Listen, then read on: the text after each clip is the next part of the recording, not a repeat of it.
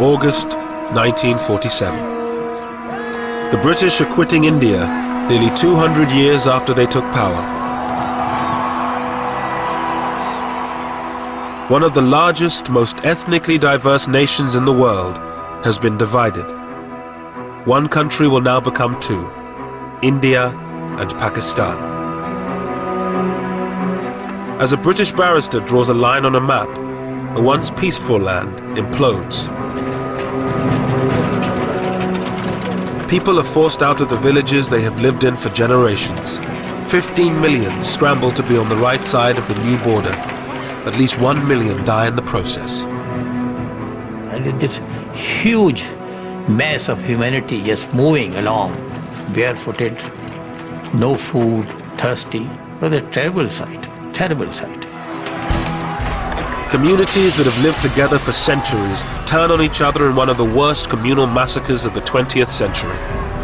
It was so senseless, so utterly senseless. And yet, there's nothing you can do about it. Britain, the once great colonial power, looks on as India burns.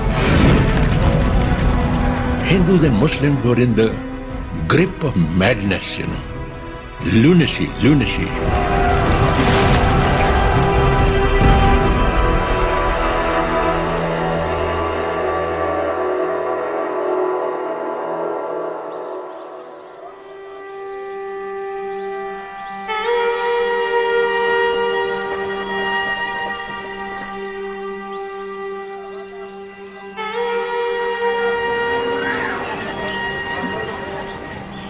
In 1946, British India was largely at peace. On the surface, there was communal harmony between Hindus, Muslims, and Sikhs.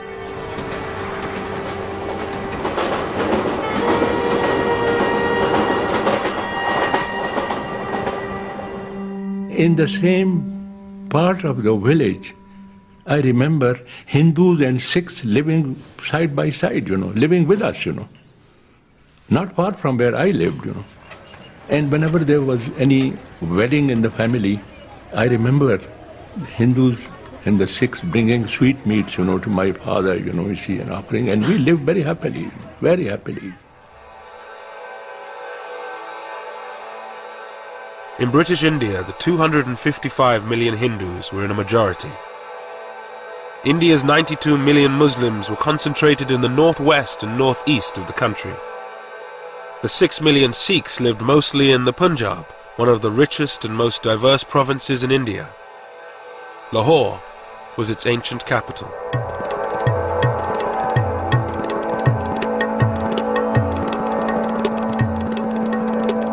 Lahore was one of the most cosmopolitan cities in the country, a center for education and fashion.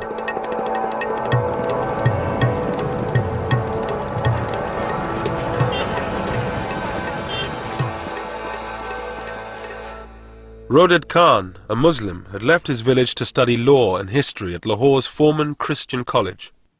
Lahore took my breath away, you know. It was a different city, you know, and it was a different world.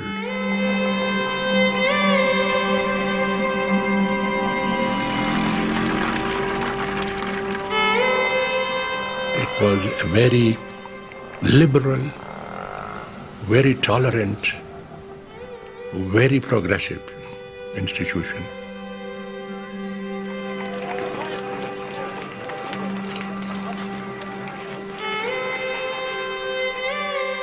At the same time, Somanand, a Hindu, was in his final year of school in one of Lahore's fashionable suburbs. The fashions in Lahore became popular all over Punjab, not only in Punjab but in northern India.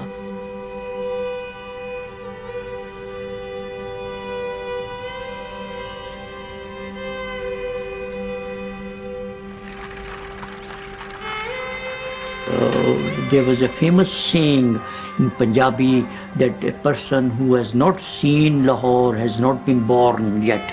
He is yet to be born.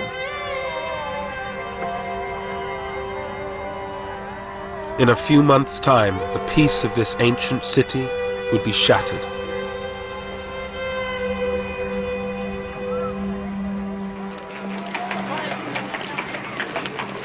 For nearly 200 years, Britain ruled over India's 380 million people.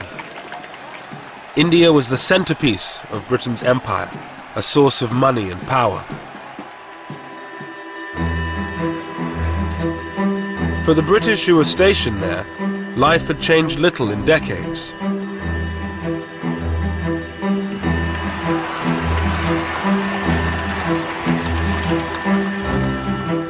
John Moores, an officer to a Gurkha regiment, had been in India for a year.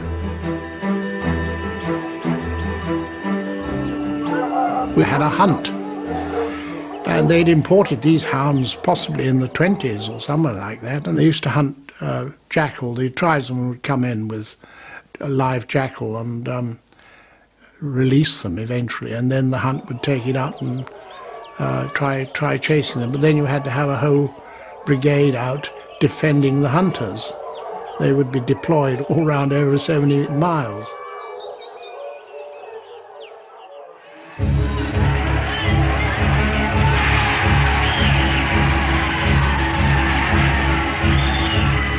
For decades, Indians had fought to rid themselves of British rule. The independence movement had been kept in check by ruthless military force.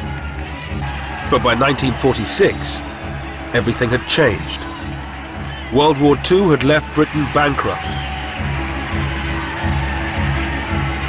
Mr. Moores and the other British troops knew that they would be the last. We knew that having come through a very expensive world war, that the cost of maintaining an army in India following the Far East War, we realized that this couldn't be paid for. The taxpayer, England was in a bad state, particularly 46, 47, financially.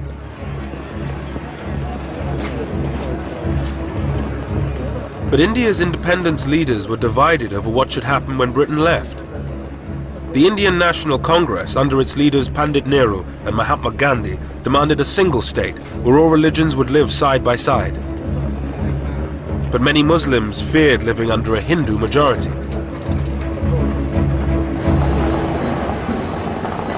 Even in the middle-class homes of Lahore, ancient prejudices ran deep. At one level, they had very cordial relations. Our Muslim neighbors were very good. They helped us, we helped them. But see, Hindus had a curious inhibitions.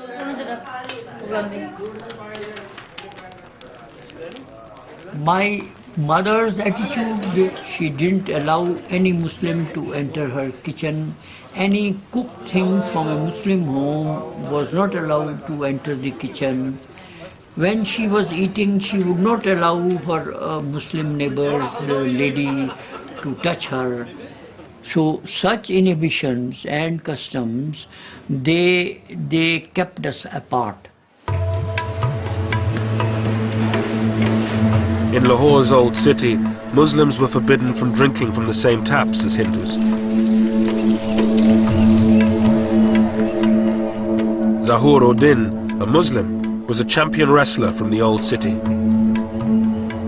बाकी असी लोग जाके लगले जांदे पानी पींदे सा ना वो छबील तो पानी गिलास ही कुछ सानी सन पियांदे वो इस तरह पानी भी नहीं सन पियांदे उन्होंने एक एडी एडी लम्मी नौजल रखी सी लोहे की वो इत्थों फड़दे सन ते जिथे तुसीं बैठे हो ना उत्थों तक नौजल हुंदी सी इत्थों पानी पांदा सी ते असीं इस तरह पानी पींदे सा वो छूत तो भी सानूं छूत समझदा सी Hindu. The Muslims were not getting enough jobs, education, they were not so educated. They envied Hindus who had the best of jobs, and they always wanted. That's why the slogan of a Muslim homeland became very popular among the Muslims.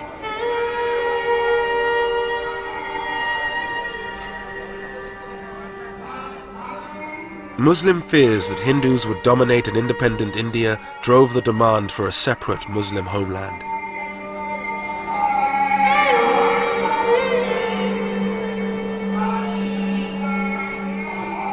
It was championed principally by one man, a 70-year-old British-educated barrister, Muhammad Ali Jinnah.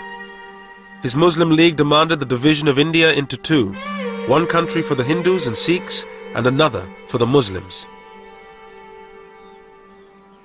Once the British leave, and there will be a democratic form of government, you see, But in a democratic form of government, the Hindus will always be in a majority, and the Muslim will always be in a minority. We have no chance. Our minority will never be transformed into a majority, and the Hindu majority will always remain a permanent majority. Therefore, we have no chance.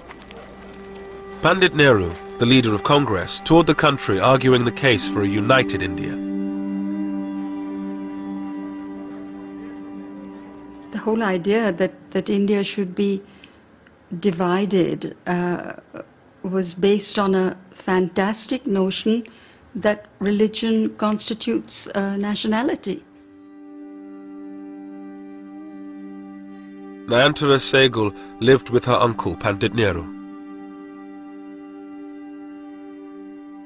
While I was growing up, the entire national movement, which had cut across religion, region, caste, class, sex, it had been a truly unifying experience. So for a person like me, it was an absurd idea that India should be divided. It made no sense of any kind.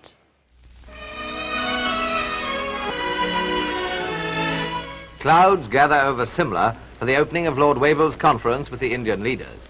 In March 1946, a British government delegation, the Cabinet Mission, arrived to negotiate between Congress and the League. This was supposed to be the breakthrough conference, where a deal would be struck leading to an independent India.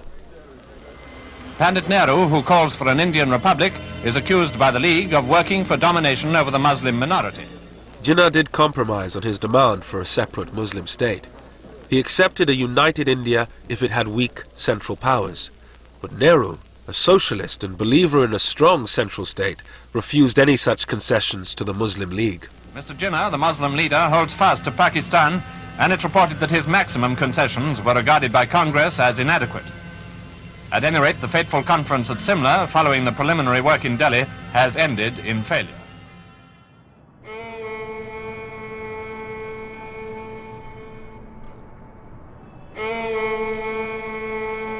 Calcutta, a stronghold of the Muslim League, August the 16th, 1946.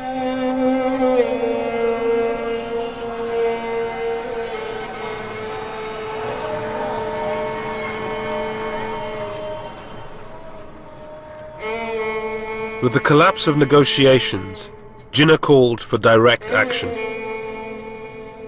Thousands of Muslims gathered in the center of the city to demand a separate homeland, Pakistan.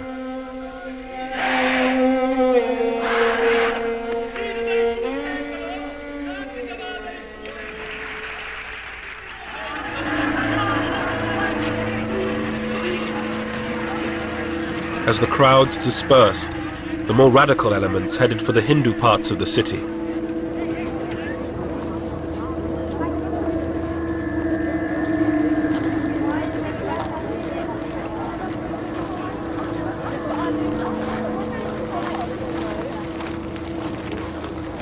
I was thinking of going out for a stroll, and then all of a sudden I found some Muslim hoodlums. They came out, shouted, Nara-e-Takbir, Allahu Akbar. Allah is the great master.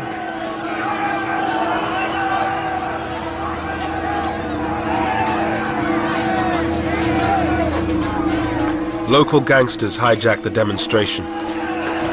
They whipped up the mob, and it turned violent. Then I found that a neighbor who had come out to see what was happening, his head was cracked and lay bleeding. So I thought that going out would be absolutely foolhardy. Then these boys, they started hitting the doors, and they said that we will not spare any Hindu.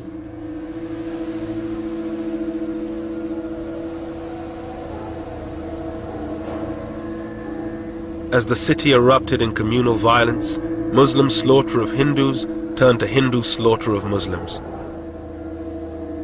Shankar Ghosh was covering the riots for a Calcutta newspaper.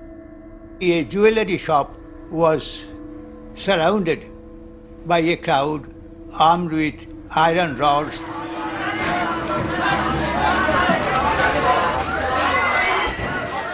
An elderly employee, he was already half dead in fear.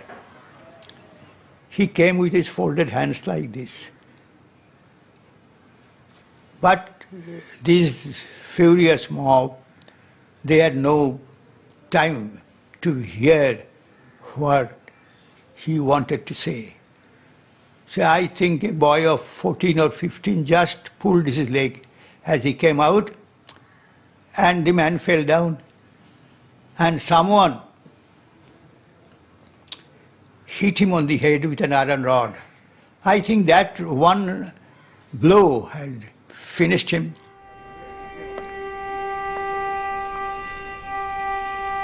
Around 5,000 people were killed in 3 days of rioting.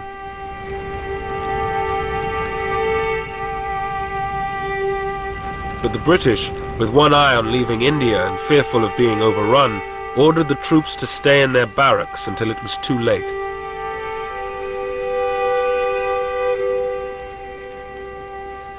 We had absolute faith in British authority. We had absolute faith in the peace that British had given us. For 3 days there was no sign of authority on the streets, and it was anybody could murder anybody.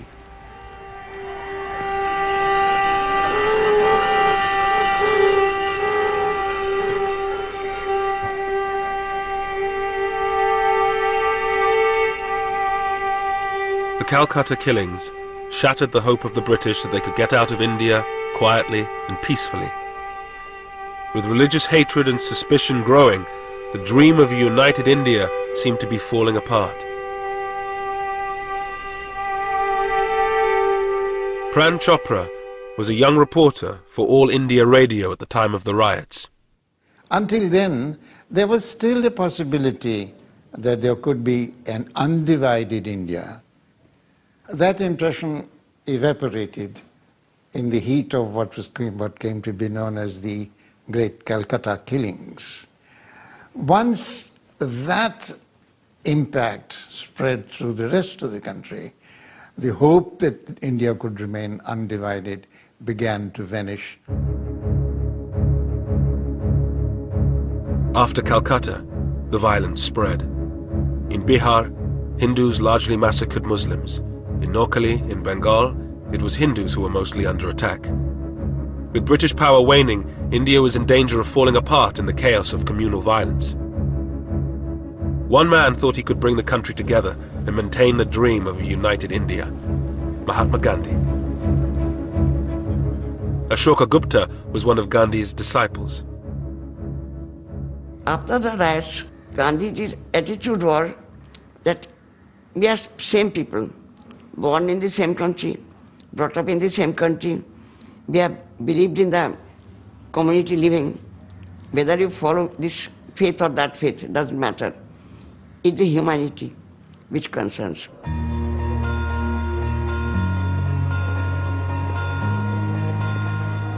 Gandhi spent the first months of 1947 walking through the villages of Noakhali, holding prayer meetings, trying to bring Hindus and Muslims together. Ashoka Gupta went with him. Gandhi walked from one village to another, and while he walked, he sang. He rested in a Muslim house, then he rested in a Hindu house.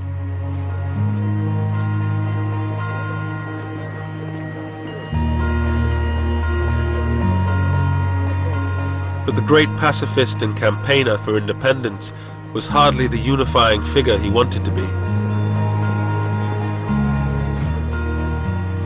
Gradually, the prayer meetings, the non-Hindus were absent. Shankar Ghosh reported the story for his Calcutta newspaper. The Muslims were not keen to come to him, were not keen to listen to him. And Before Gandhiji went on his morning trip from one village to another, they used to defile the path, spread thorns, bones, etc. on his road. An advance party had to be sent because he was in Noakhali, he was not wearing any shoes. He was walking barefoot. Gandhi had always opposed constitutional concessions to Muslims. For many of them, he represented Hindu supremacy. Mr. Gandhi did not appeal to the Muslims, He failed to win the hearts and minds of the Muslims of India, The way he used to talk about politics and his language, it was foreign. It did not appeal to Muslims at all, But he used to be practically, naked. He used to have one arm on the shoulder of one girl, and he should have another arm on the shoulder of another. And the Hindus thought he was a saint, Gandhi's dream of a united India seemed to be collapsing. He was a sad man. I think nobody was listening to him. He was considered to be an incorrigible idealist who has no connection with reality.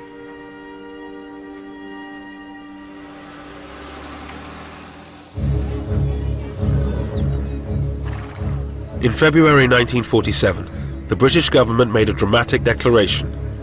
They would definitely leave India by June 1948. But there was still no agreement on how to give India to the Indians. With chaos spreading, they decided on a radical solution: to appoint a new viceroy.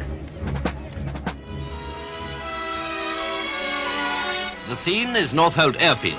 The occasion, the departure of Lord Mountbatten of Burma, who was leaving for India with his wife. Before the new viceroy, there lay the task of holding office for the brief but obviously difficult period of just over a year until the date when Indians are to take full control of India. Everyone in Britain, I'm certain, wishes the viceroy all possible success in India. I was in school, and they said, you'll miss the last term of school, and we're taking you out in the middle of this term because Daddy's been appointed Viceroy of India, and so we're going out for probably a couple of years. And, thought we'd take you as well, because you can be useful.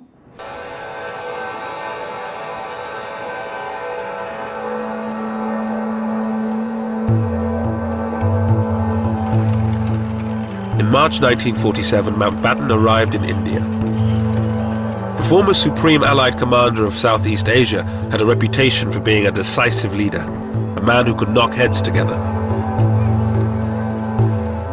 His brief was simple: to get a deal and get Britain out before India imploded. The swearing in, of course, was a very great ceremony in the Durbar Hall, and so trumpeters and all the staff in their full dress uniform, my father in full dress uniform, my mother in a long white dress, and I think a sort of laurel wreaths in her hair. And they looked like film stars.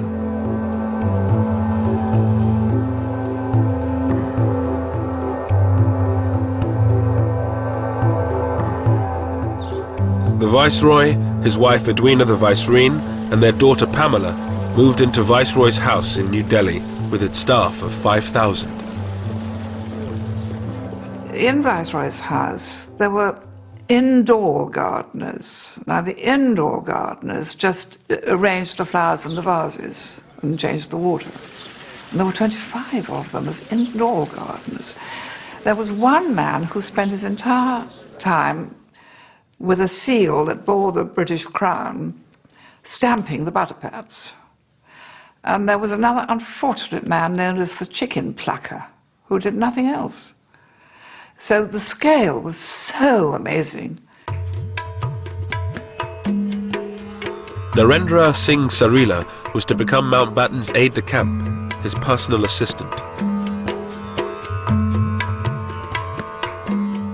Among other things, his job was to assist on tiger hunts. Lord Mountbatten was a very articulate man, and he used to plan ahead what he's going to do. And he used to carry it through ruthlessly. Despite the formalities of life at Viceroy's house, Mountbatten seemed like a new breed of Viceroy. First of all, his background helped him, because everybody knew that he was cousin of the king. But still, he acted without any airs. And I think that impressed Indians, because other Viceroys kept, the sort of upper lip and that sort of thing. And I think that helped to impress people. Well, the first thing that was different with my father and mother was that when they were entertaining, I mean, they were in India, they invited Indians, which had never happened before. I mean, yes, of course, Indian princes were entertained, but the ordinary Indian ministers and lawyers and doctors or whoever had never been invited, so that was quite a new thing. On the personal level, Dickie was a very charming, very handsome, very lovable person who met one very informally, and when one was very young and rather nervous in front of important people, he could put one at one's ease. He was awfully sweet.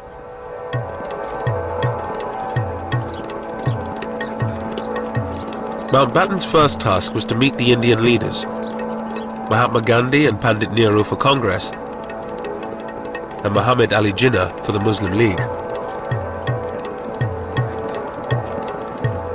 He hoped his more informal style would give him greater success than his stuffier predecessors.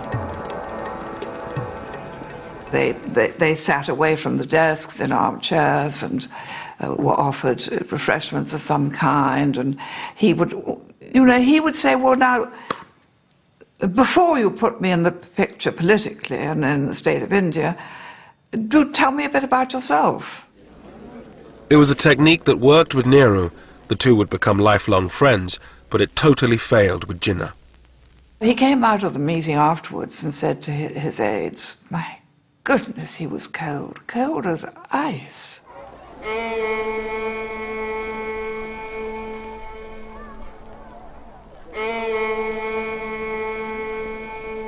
There were now constant negotiations.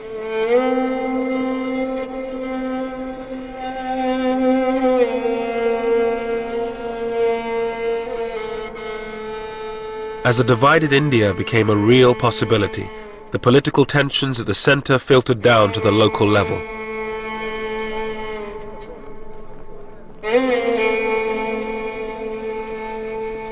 The Punjab was worst affected. The province was one of the wealthiest in India. Hindus, Muslims and Sikhs all claimed it as their own.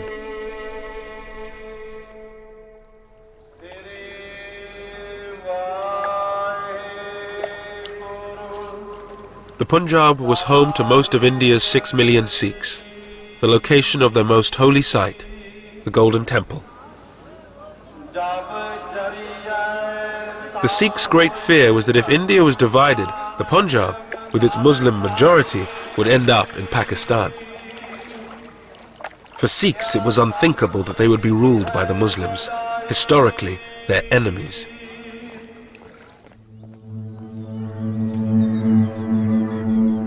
In many villages of the Punjab, communal harmony began to break down.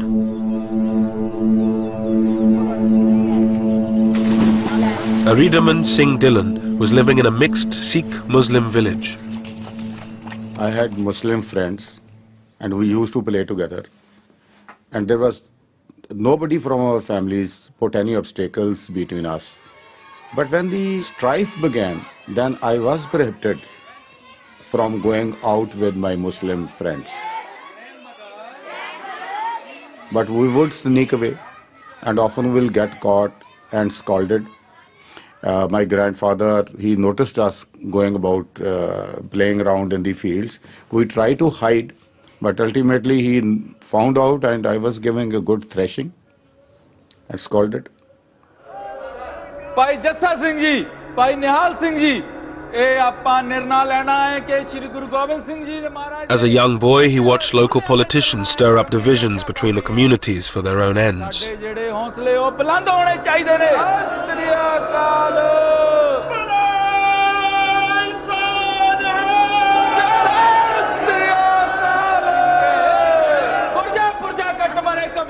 They have to whip up the sentiments of the people, and the easiest way to whip up the sentiments of the people are to tell them that their religion is in danger, that is their community is in danger.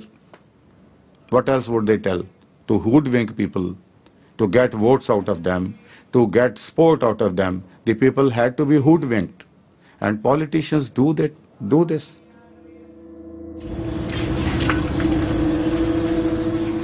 Tension also increased in the Punjab's capital, Lahore.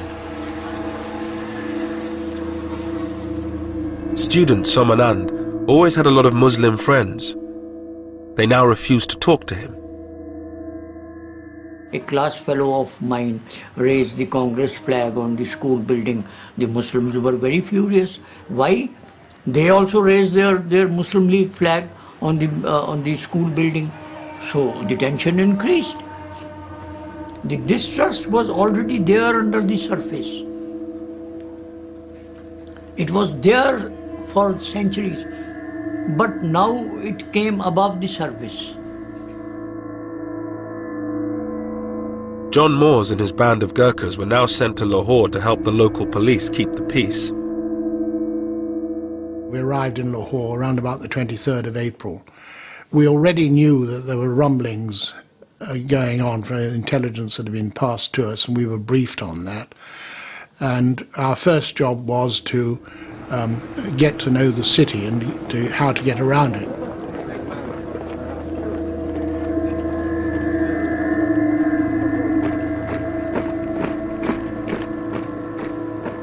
We had orders that we were to stay armed, and you'd have to go to a dance or have dinner out somewhere with a 845 revolver strapped on, because there was already talk about people having reprisals.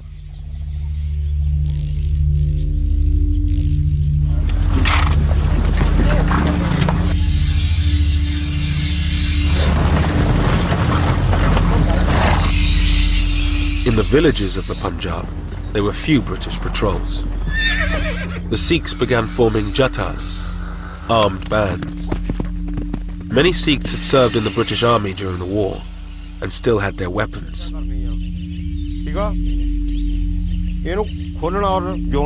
These ex-soldiers began to train their Sikh brothers to prevent a Muslim takeover of the Punjab. Jatadar Shingara Singh had recently been released from prison where he served time for assault. He lived in a Sikh majority part of the Punjab.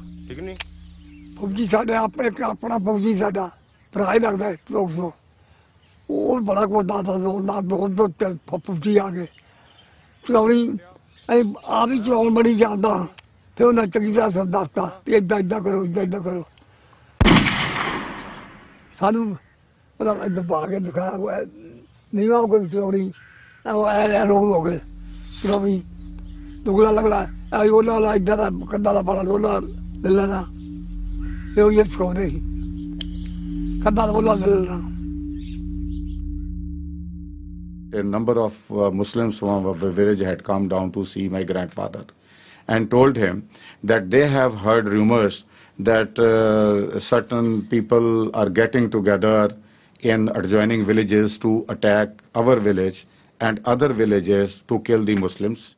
Aridaman Singh Dillon came from a long line of Sikh warriors. His ancestors had been imprisoned by the British. His grandfather, the village head, refused to join in the wave of communal violence.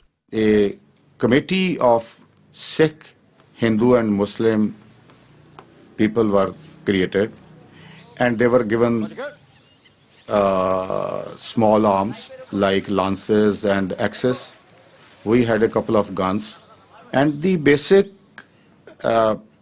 reason for doing this was to guard their own village against the people coming to loot the Muslims of that village and to guard their Muslim friends.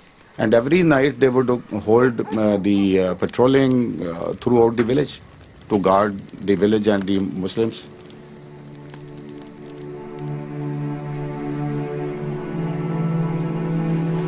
Seeing the Sikh preparations for war, Muslim villagers decided to launch a first strike. In March 1947, Sikh villages around Rawalpindi came under attack.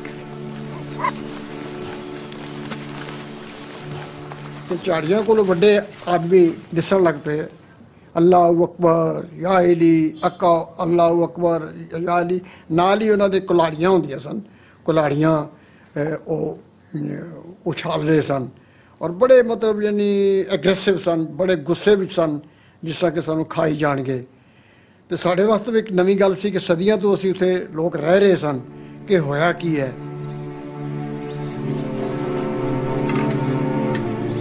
The Sikhs were heavily outnumbered by Muslims. Their biggest fear was that their women would be taken away, converted and raped.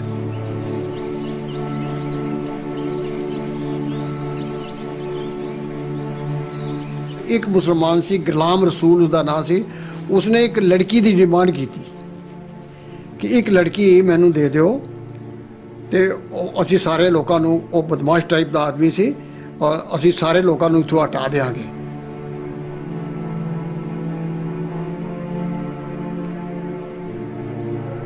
The women of the village went into hiding. Bir Bahadur Singh's father decided to act to save the honor of his village. His teenage son looked on. 10 ਸਾਲ ਤੋਂ ਲੈ ਕੇ 40 ਸਾਲ ਦੀ ਤੱਕ ਜਿਹੜੀਆਂ ਸੁਨੱਖੀਆਂ ਸਨ ਸਾਡੇ ਇਲਾਕੇ 'ਚ ਬੜੀਆਂ ਔਰਤਾਂ ਸੁਨੱਖੀਆਂ ਹੁੰਦੀਆਂ ਸਨ ਪਹਾੜ ਦਾ ਨੀਮ ਪਹਾੜ ਦਾ ਇਲਾਕਾ ਸੀ ਤੇ ਉਹ ਸਭ ਤੋਂ ਪਹਿਲਾਂ ਆਪਣੇ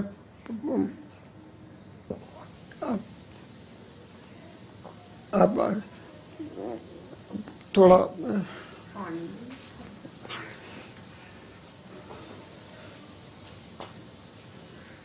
आवाज मारी सब तो पहला अपनी बेटी नू मान बेटा आ जा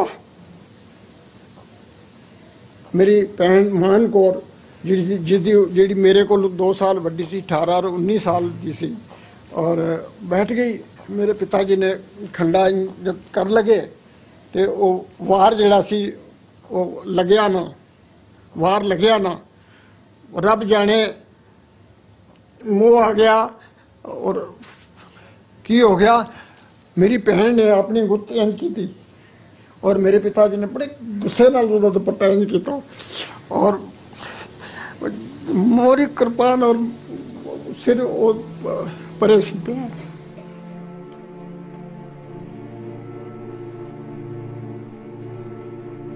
और दो चाचा भतीजा ने मेरे एक होर ताया जी भी उपर सन जिन्हों का काफ़ी बड़ा शरीर सी उन्होंने सारिया ने कट्टना शुरू किया खट खट खट की आवाज़ आन सी मैं यकीन जान के जाना 60 साल मैंने अज की याद है किसी ने हाई नहीं की बस वाहगुरू की आवाज़ आती रही है किसी ने हाई नहीं की कोई नस्सी नहीं किसी ने रोला नहीं पाया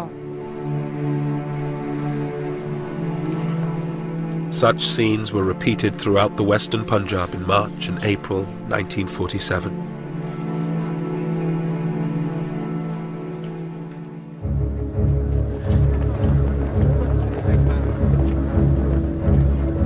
With the threat of all-out conflict, a deal became a matter of urgency.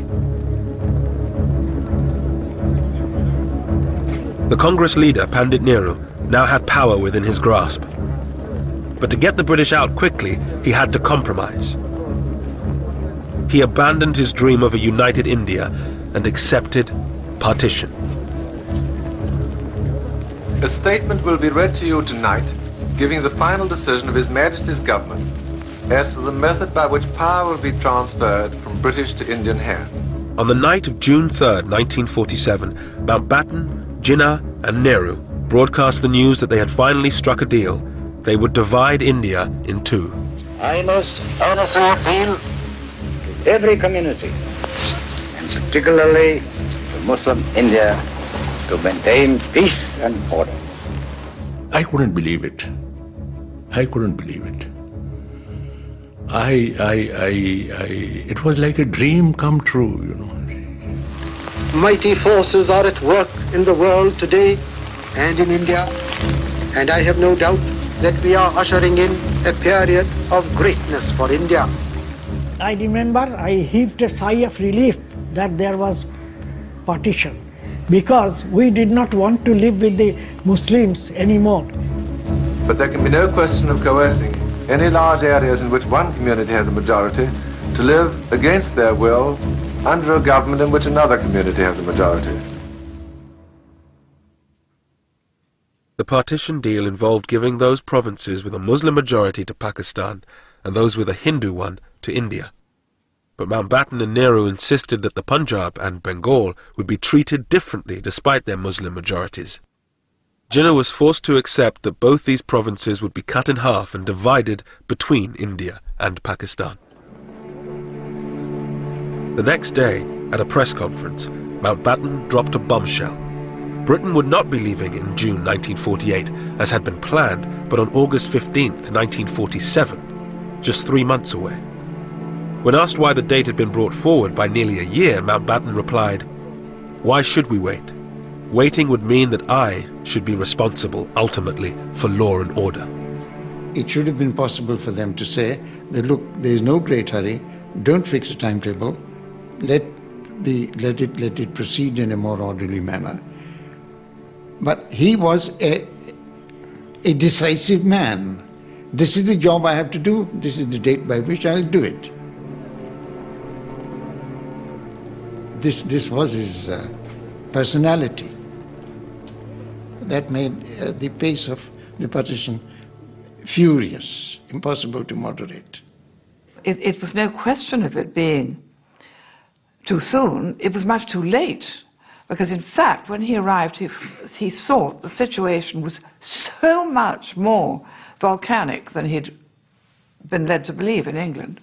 And he had that diary that he had over everybody's desk saying however many days to independence, because it seemed so unbelievable. And the next morning you went into your office, it was 1 day less, and it certainly concentrated people's minds.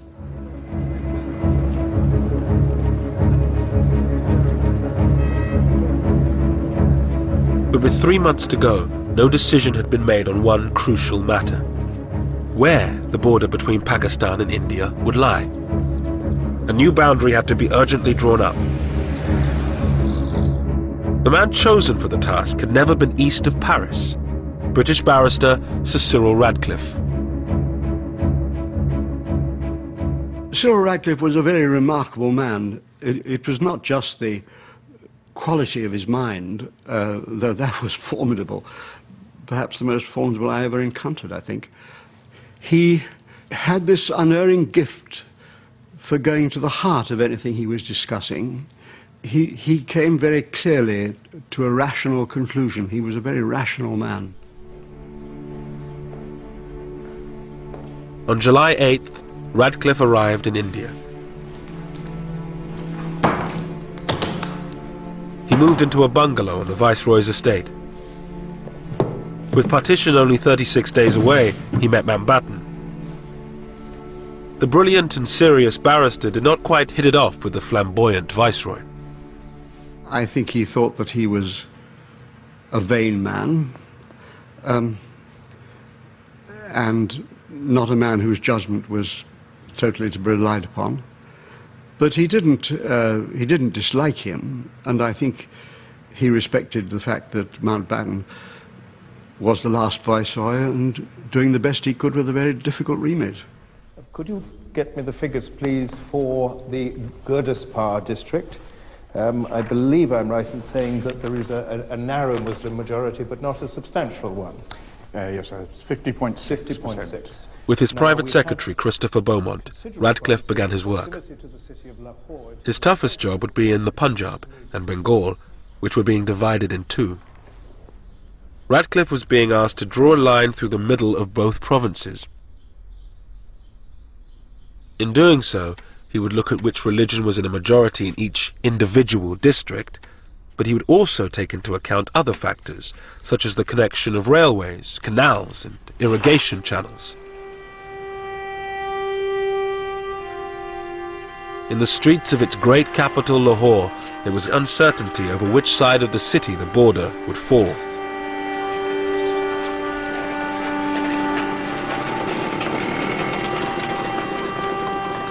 Satish Gujral was an art student in Lahore from a politically influential Hindu family.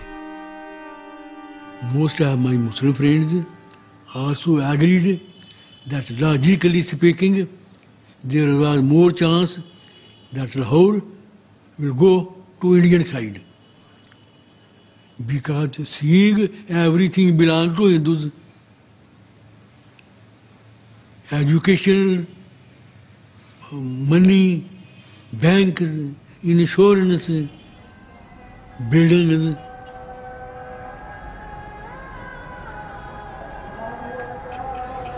या मौला जी दोवां कन्ना ही फिर लाहौर सन पाकिस्तान च लिया असीं इत्थे ही रहिए असीं घरों बाहर ना निकलीए सारियां कबरां भी इत्थे निकल गईयां असीं ते मरांगे इत्थे घरों बाहर ही निकले ना किते गए ने ना किते आए ने. On the quayside at Bombay, Viscount Mountbatten bids bon voyage to 1,500 British soldiers. With tension increasing, the British government decided this was the moment to bring most of the remaining troops home. 50,000 more.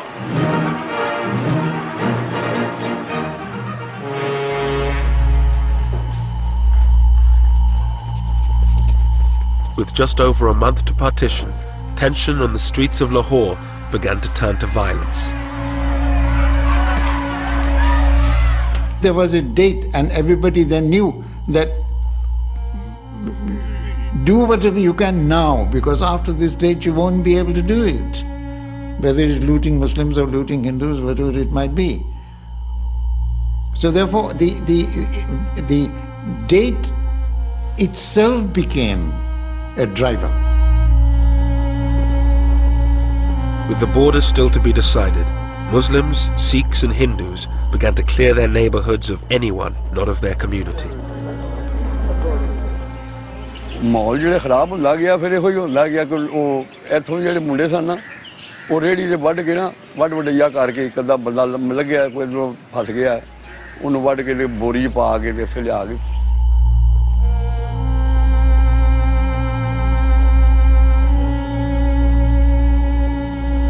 होगा सी उत्थे लिया के ते ओनू साड़दे सन ये मुंडे मुसलमान जेह्ड़े ऐसे एरिया जिथे जिथे मुसलमान हैगे सन उदों हालात इस तरह इहो जिहा रोई कटकट होया मार दिता साड़ दिता ऐ अपनी हो जांदी.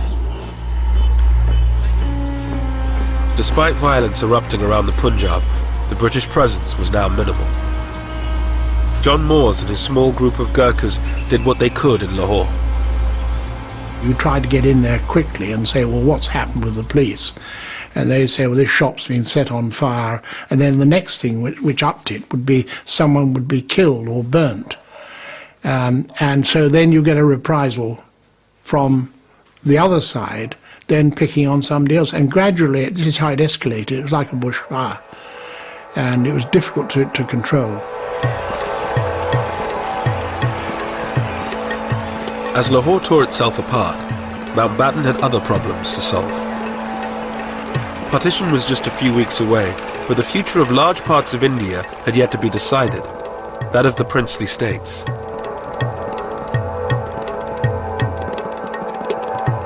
Ruled by princes, these semi-autonomous states were dotted around India. They had been allowed to run their own affairs in return for their loyalty to the British Crown.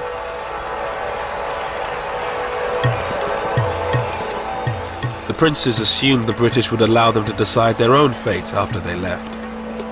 But Mountbatten had done a secret deal with Nehru. He would hand most of them over to India. Narendra Singh Sarila, then a young prince, attended the meeting where Mountbatten announced their future. In July 47, my father said that the last Chamber of Princes meeting is going to take place in Delhi, in which Mountbatten will address the princes. It is an important meeting. You go, you deputize for me. You know, he was trying to build me up. On July 25th, the princes gathered to hear what Mountbatten was offering them.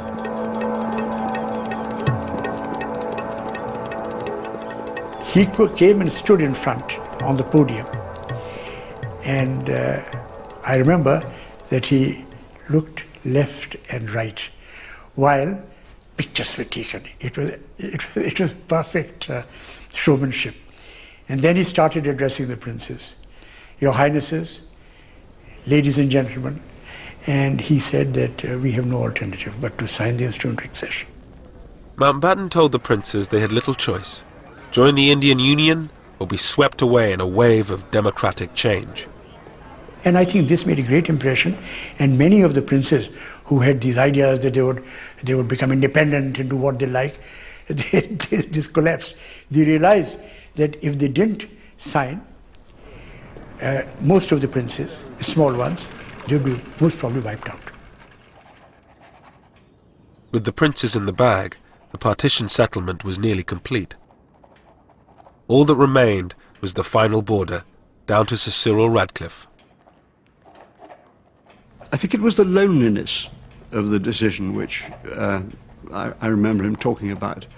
It wasn't a single decision, it was a series of decisions about where the line should be drawn. These decisions were going to be his, and he had to take responsibility for them. And I think he found that a lonely experience by comparison with some of the things he'd done. Sir Cyril had no time to see what was happening in the lands he was dissecting. His approach to drawing up the boundary, separating majority Hindu Sikh areas from majority Muslim ones, almost certainly encouraged the religious cleansing of entire districts. There were areas where the margins were not very great. Therefore, the majority in those areas wanted to make sure that the process didn't get fudged with small numbers. So drive the minority out, whether it is Hindu or Muslim minority, to make sure that this bit of territory doesn't slip out of your hands.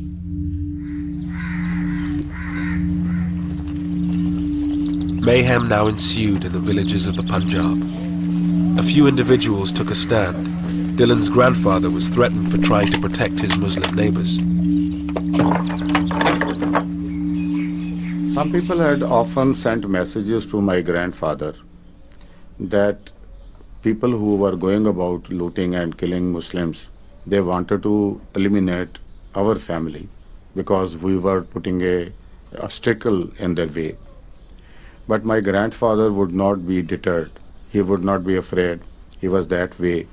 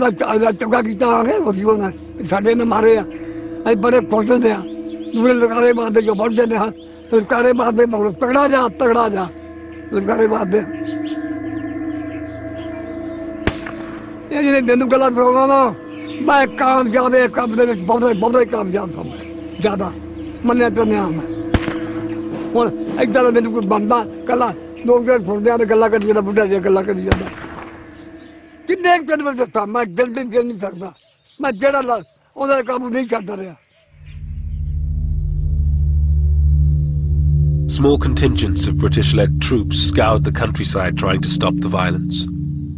But by then, they were just too few to make a difference. One had messages coming in all the time by hand, written messages. I can remember one, it was rather a sad, pathetic note by some chap who could write a little bit of English. And he had been in the Indian Navy. And on a scrap of paper, this came in one day saying, I'm home on leave at this particular village. And my name is so-and-so, my number is so-and-so, please can you come and help us, we are going to be attacked. But by the time we located the village, we got there and the village had been attacked and I couldn't find this man, a lot of people were killed. So it was that sort of message, it was sad, you know, people desperate for help and knew where we were. But when I say we were only 100 people. I mean, the whole area was something like, what, 50,000 square miles? One village I went into where we knew there was something afoot. I hadn't been told to go there. I was coming back at the end of a patrol and I saw vultures circling, and so that was usually a pretty good indicator. And got into the village and sure enough it had been completely decimated. The well was full of bodies. One woman had been pregnant and she'd been carved open completely and breasts had been cut off, and awful atrocities.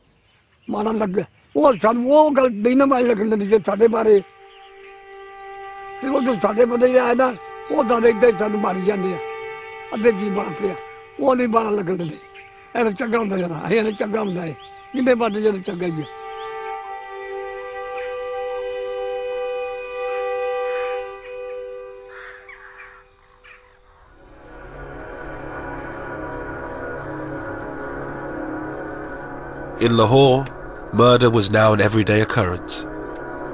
With partition just 2 weeks away, rumours circulated that the city would go to Pakistan.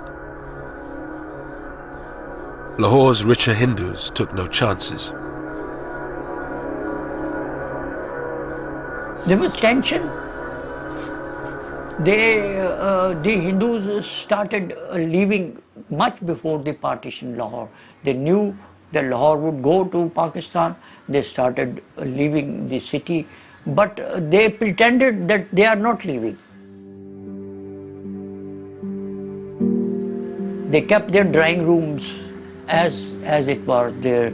All the sofas and all the furniture was there. In the hearts there was a hope lingered that Lahore would be on this side.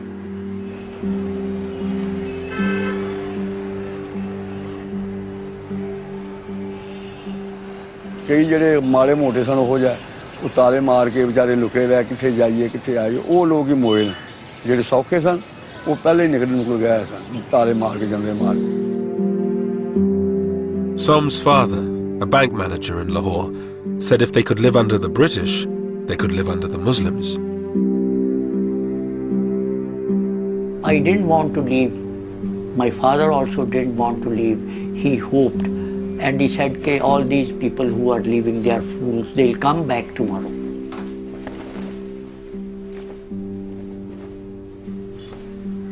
But that was not true. When our neighbors started leaving one by one, he still hoped.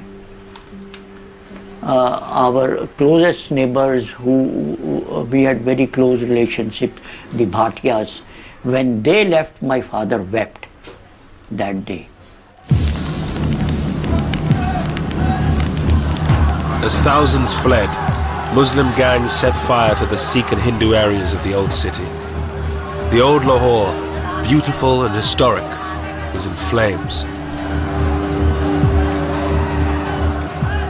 At night when I used to sleep on the terrace, I could see the Hindu Shahalmi area burning 5 miles away.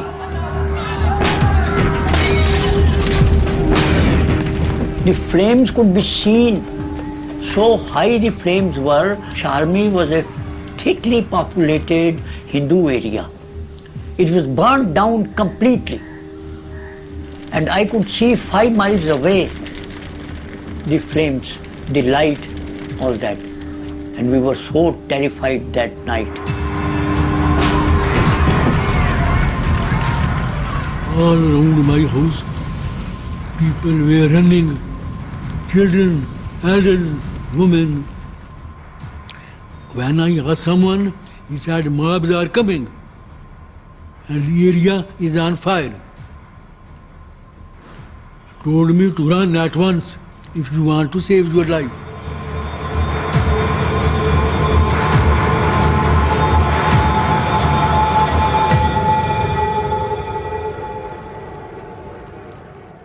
The whole horizon full of fire, smokes, and all red.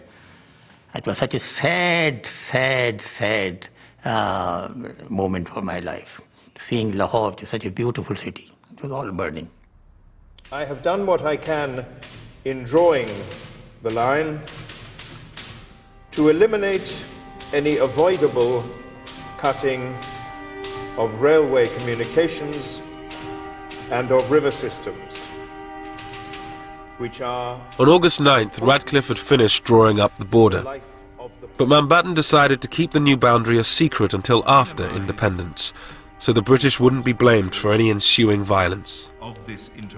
The delay prolonged the uncertainty, and some believe it increased the loss of life. Signed, Cyril Radcliffe. I never forgave him. Why he kept the decision to be announced about Lahore so late? I feel much killing could have been saved if they had announced the fate of Lahore 15 days before. On the eve of independence, Radcliffe wrote to his stepson in London. Nobody in India will love me for my award about the Punjab and Bengal, and there will be roughly 80 million people with a grievance who will begin looking for me. I do not want them to find me. I've worked and travelled and sweated. Oh, how I have sweated the whole time. Radcliffe left India 4 days later, never to return.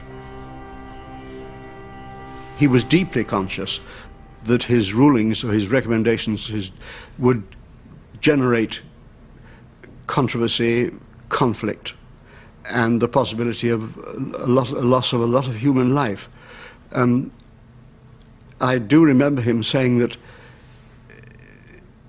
any solution, any drawing of the line would have done that.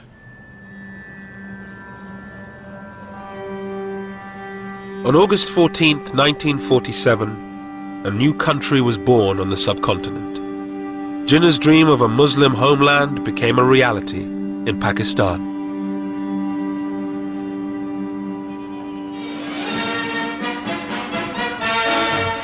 Through Karachi's streets drives the Quaid-e-Azam, Muhammad Ali Jinnah, Pakistan's first Governor-General. It's Karachi's first day of independence, and the crowds are out to greet him and Earl Mountbatten. Mountbatten was in Karachi to declare independence for the newly created state. Bizarrely, no one except he and Radcliffe knew where its borders were, but this didn't stop the celebrations.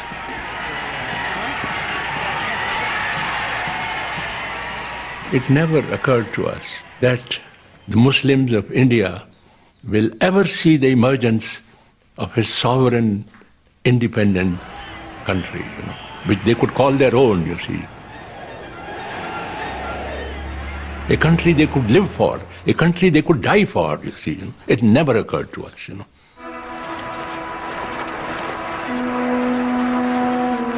The next day, it was the turn of India to celebrate.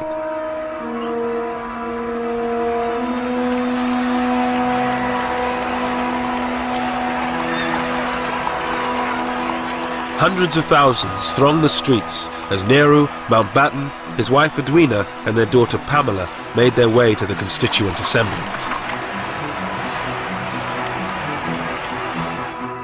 Unfortunately, when my parents arrive, they can't get in because the crowd is so thick, but so thick, that they can't open the doors. So there's no way for them to get in.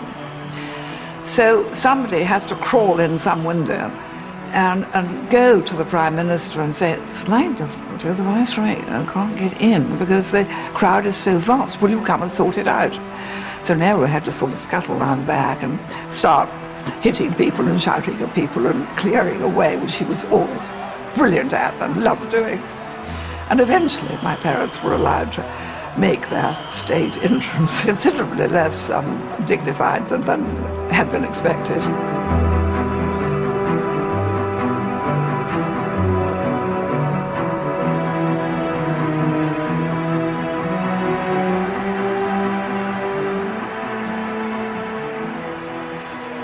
Well, you must remember that whatever the tragedy of partition, there are other aspects to it. I mean, it was an exhilarating occasion. There were millions of people out on the streets celebrating.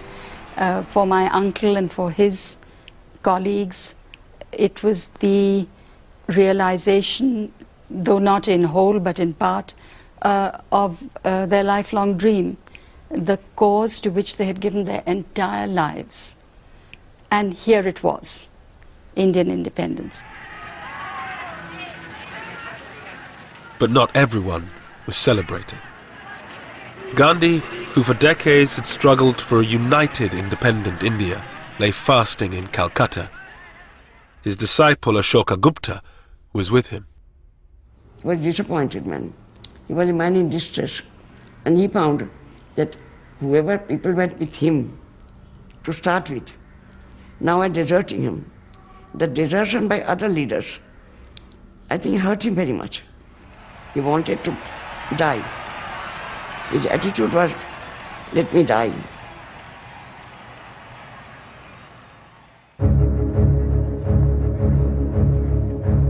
With the celebrations over, Mountbatten finally announced the new border.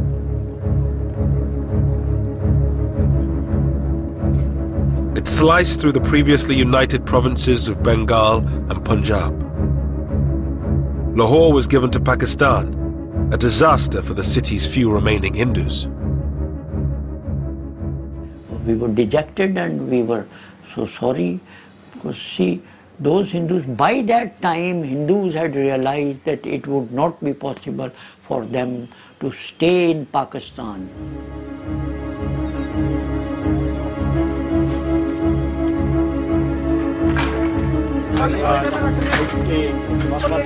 Millions of people were now on the move. Muslims who found themselves on the Indian side of the border, and Hindus and Sikhs who were on the Pakistani side.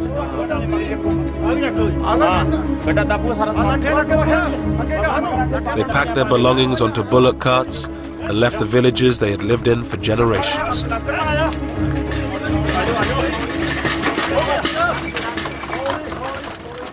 डरते हैं जी हाँ डरते हैं बहुत तो डरते हैं सब भी अजीब आजन कोई चीज नहीं चुकन दी वाला भाई आके कुछ नहीं जाना तुम अपनी जाना ले जाओ गड्डियां ते बहन दी करो गड्डियां ते दो दो बोरियां आटा सुट लिया जिन्ना घर हैगा सके ते एक गड्ढा सी छां घरां दा कोई पता नहीं सी इन्हां नहीं पता भी आया भी अपने पिंड ही जावांगे इत्थे बलगणी आउणा सी पिछे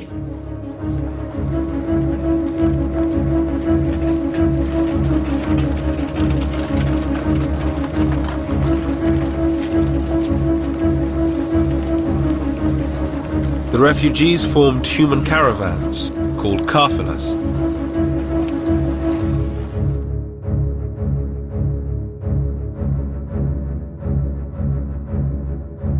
The lucky ones had military escorts to protect them from armed bands waiting on the roads.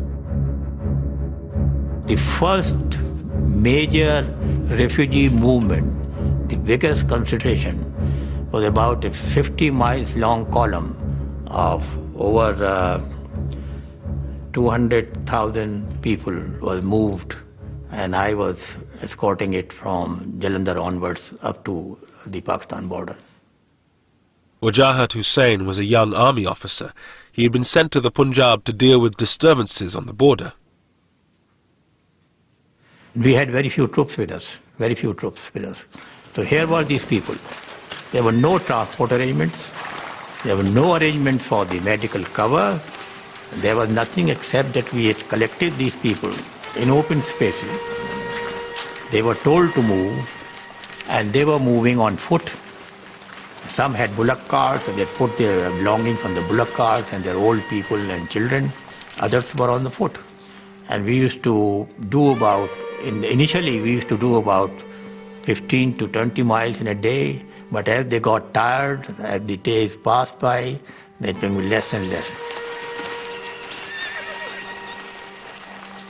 Military नाल मिलिट्री आउंदी रही अगे पिछे पिछे अहीं दो तीन मौतां भी साडियां उत्थे रोटे आके हो गईयां ऐसा हो गया बीमारी पै गई बहुत ज्यादा बड़ी मुसीबत थी बिठे फिर काबला खड़ा नेर पै नेरी पै जहाजा च भी रोटियां सानू इस तरह बाहर पै जाना उत्थे काबला करना ते कोई जे पक्कियां नहीं पक्कियां नहीं पक्कियां नहीं पानी गंदे पीते पता ना झोने लगे झोने विचों ऐ करके ते पानी पीना.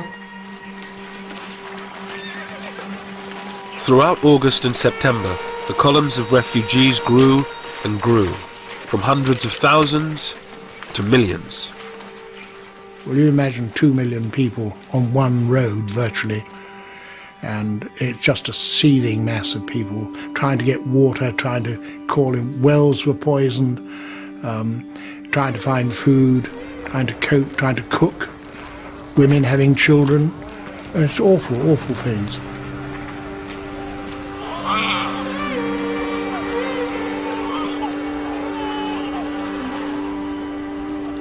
And of course they often tried to stop us and to ask for help, and sometimes, if depending what we were doing, we'd stop and say, what's the matter, what do you want? And then they'd say, we know we've no food, and we'd say, well, I'm sorry, I can't do anything for you, because that wasn't our job.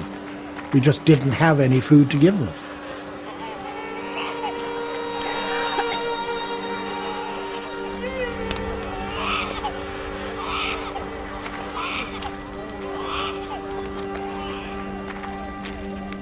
First they used to start throwing their baggage which they were carrying, everybody, whatever little they had to carry. And after 3-4 days, they used to gradually drop, and then they were left with just the clothes shattered, tattered. And lastly, the mothers leaving their small babies. That was our biggest problem. And there were these crawling babies, and on the side of the road with these thousands and thousands of people just moving. It was a terrible sight, terrible sight.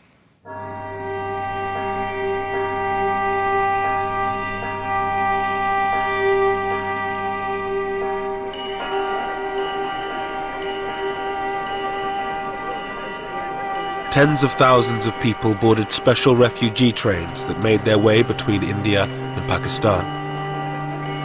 They were easy prey for the armed gangs that roamed the countryside. It was John Moore's job to escort a trainload of Muslim refugees to Pakistan.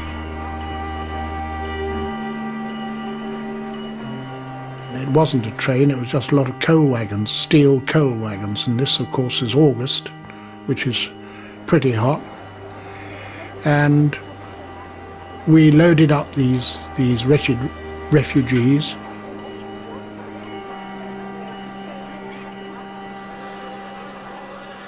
It was very distressing, and the journey from Ambala to Amritsar by train normally, you could do it in about, I suppose, 4 or 5 hours, and in this case it took 4 days.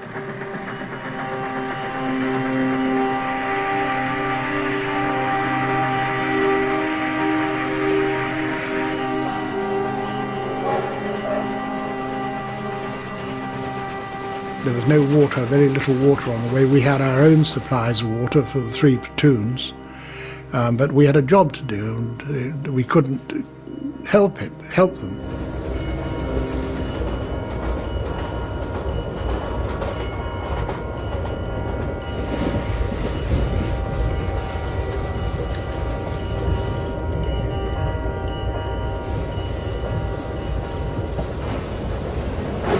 Three days into their journey, they reached the Sikh stronghold of Amritsar. Just 14 miles from the border, they were forced to stop to pick up water. The station had been taken over by hundreds of armed Sikhs. Amritsar station was crawling with, it was packed, it was like sardines, right across not just the platforms but across the tracks. They all had weapons of some sort or another. Some were old blunderbusses, some were fairly modern rifles, spears, swords. They were shoulder to shoulder crowds and pushing and shouting and screaming, and you realized that you were just going into a hell, and if you didn't look tough, you were for trouble, because they would then have gone for us before the refugees. And I said the thing to do is to get the grenades out, let them see. A lot of them are ex-soldiers, these people here, the weapons they were carrying. Let them see you priming grenades, prime the grenades, and that they'll know you mean business then. And doing that, the crowd sort of melted back and away and left us clear. And I suppose we must have been in the station for about 4 hours, something like that. And just as dawn was breaking, we managed to pull away the engine to do the last 14 miles. There had been very little planning for the movement of refugees or their protection. Most British troops had already been sent home, whilst Indian and Pakistani forces were in total disarray. They were totally inadequate forces. And the reason was very simple, because the Indian army was being split. At the same time, don't forget that the troops were also concerned about their families, because wherever they came from, the trouble was going on in their homes also. So they were very much concerned. And most of them were on leave, or they were on the process of joining their new unit, or they had already joined. So very few bodies on the ground, really speaking, available to us to deal with the job.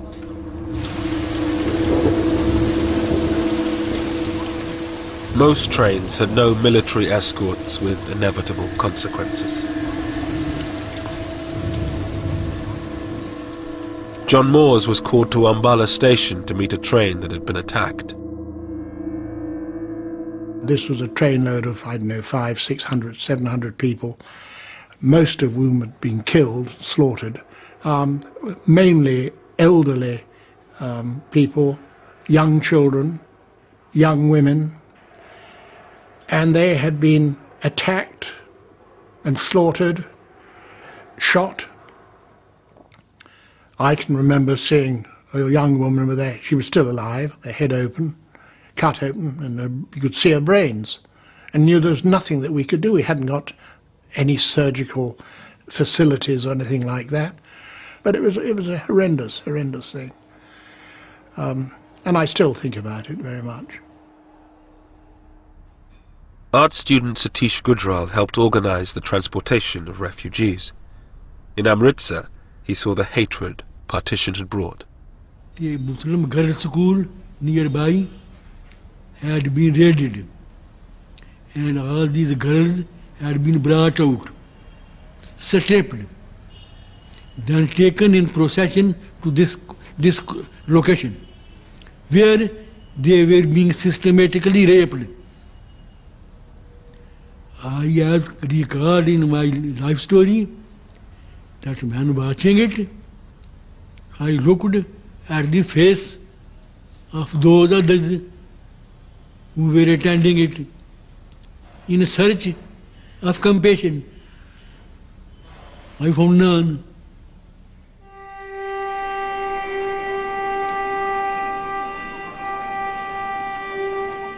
In the coming months, around 15 million people made the journey from one side to the other.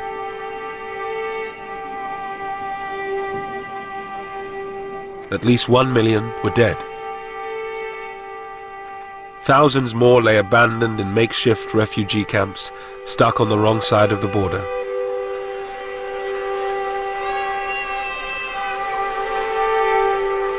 The Viceroy now led the relief effort. My mother was forever visiting the Punjab. She visited in 5 months. She did 70 major tours of the Punjab into the camps and trying to organize the camps, organize the hospitals, get guards on the hospitals, get food. And they soon learned that tell Lady Mountbatten something or answer one of her questions and something will happen.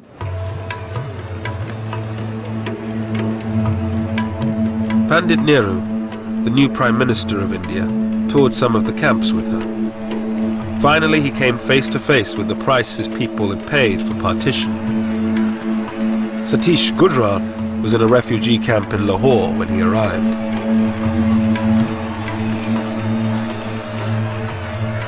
I vividly recall everything graphically. There the refugees wanted to kill him. He was shocked.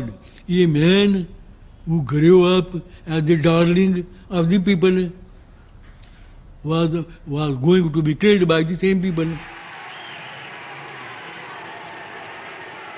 I had been in pro-Nehru fellow, but that evening I did not feel, because I thought for the leaders having been truly responsible for all this havoc.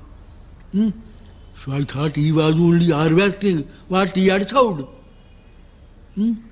So that first time that day, I felt no reverence toward him.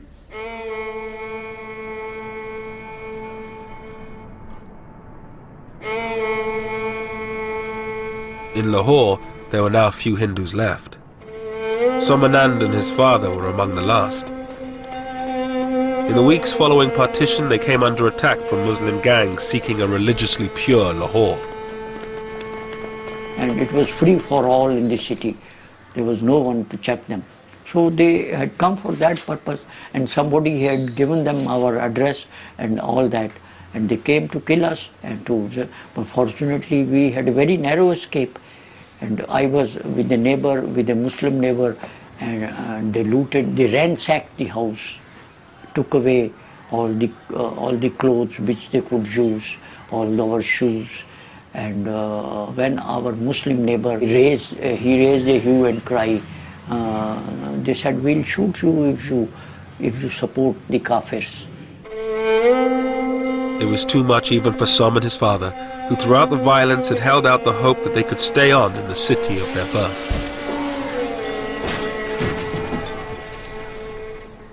Then we decided to go to Delhi straight away. Went to the airport and came to Delhi with our 2 clothes, nothing. We left in a plane. My father bought 2 tickets for Delhi.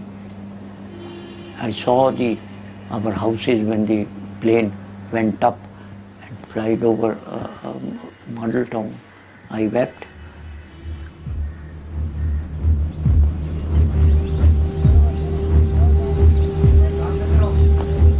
In Dillon's village, where the Muslims had been protected by his grandfather, the Indian army arrived one day and ordered the Muslims out.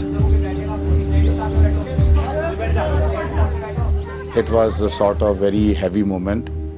There were tearful departures and farewells.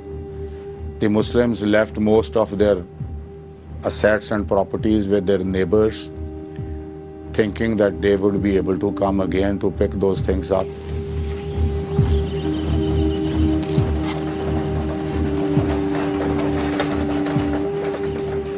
Initially, the people felt very remorse about their going.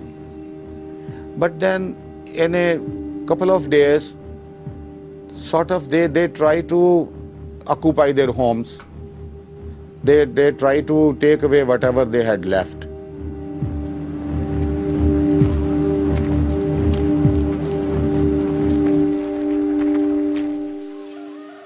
In only a few months, India had been divided along religious lines.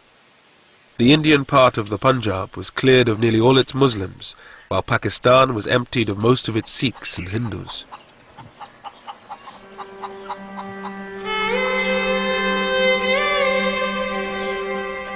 Lahore, once one of the most mixed cities in all of India, was now home only to Muslims.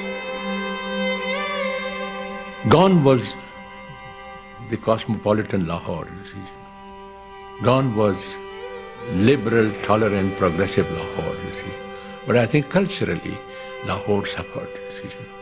It was a great city in those days. It was a great city in those days.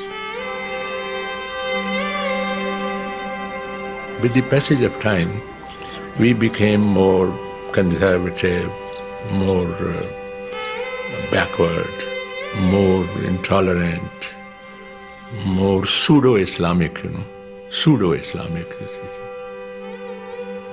I think the primary responsibility is of the Hindus who didn't treat the Muslims as their equals. That was the root cause. The Muslims and Hindus couldn't integrate despite living together for all these centuries. With the partition over, the job was done for the few British troops still left in India. John Moores returned to Britain at the end of 1947. I think the worst thing was that we couldn't stop the violence. The unnecessary cruelty is something which we didn't really know much about. Mountbatten stayed on in India until the end of 1948 as its Governor-General.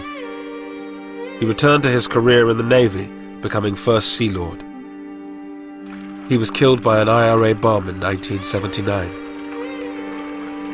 The whole problem was that Mountbatten tried to do this job in too short a time.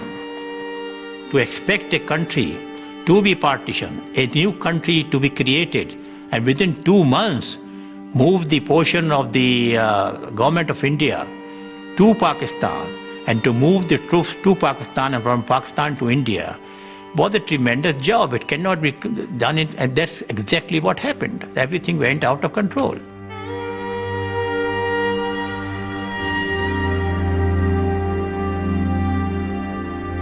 Satish Gujral, the art student from Lahore, became one of India's greatest painters.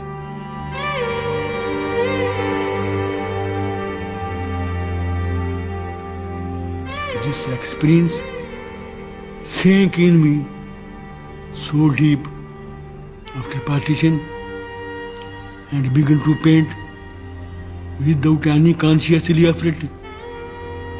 This human suffering, this brutality of man to man became my theme.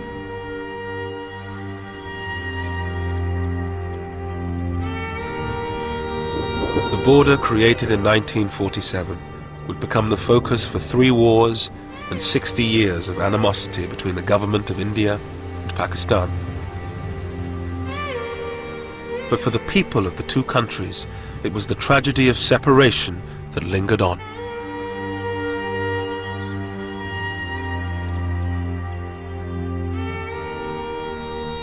I missed my friends. I couldn't understand why they had to go. Why were they pushed away? The only thing was that they were being pushed away.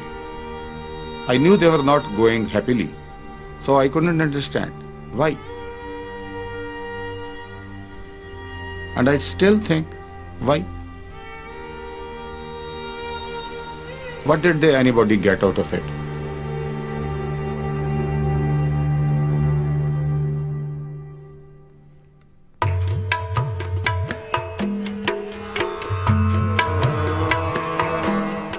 And on BBC 4 at 11 in Midnight's Grandchildren, 3 British teenagers travelled to the Punjab to see how their families were affected by partition.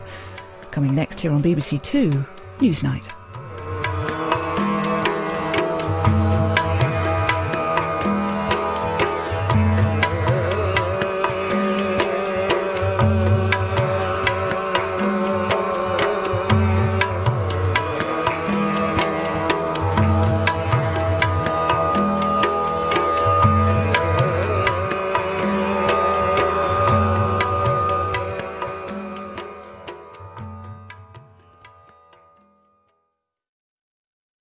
What's it really like to be British and Asian today? How has the independence of 60 years ago affected your life? Have your say. Asian Nation continues today on the BBC Asian Network.